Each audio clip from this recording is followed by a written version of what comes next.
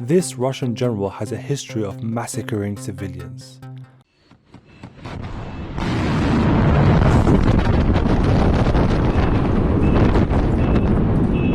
So what did Russia do with him?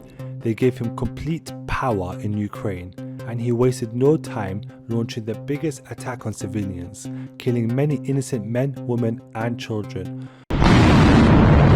Morning, George. We're actually on the scene of one of those 5 missiles believed to have struck Kyiv around 8 p.m. in the evening. Now, the Russians say that what they were targeting was a factory that was making rockets. Now, there is a large factory complex over here, which we can't show you. The windows have been blown out. There is some damage there.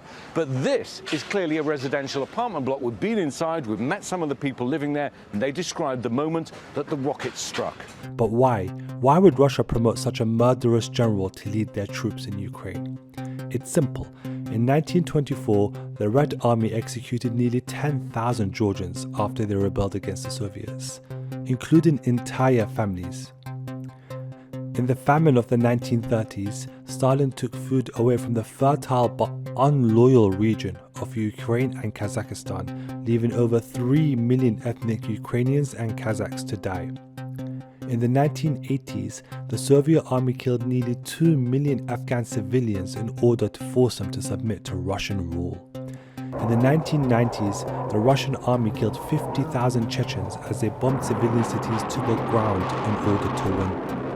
And in 2015, the Russian army, led by the very same general they just promoted, bombed civilian targets in Syria to the ground without any regard of human life. So why did Russia promote this general? Simple, to bomb and kill Ukrainian men, women and children until they give up their resistance and submit to Russia.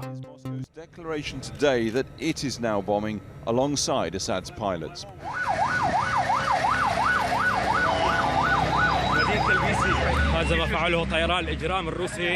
These are the crimes of the Russians and Iranians, says the man with the camera in Talbisa, just north of Homs, and for years an anti-Assad rebel stronghold, not IS country.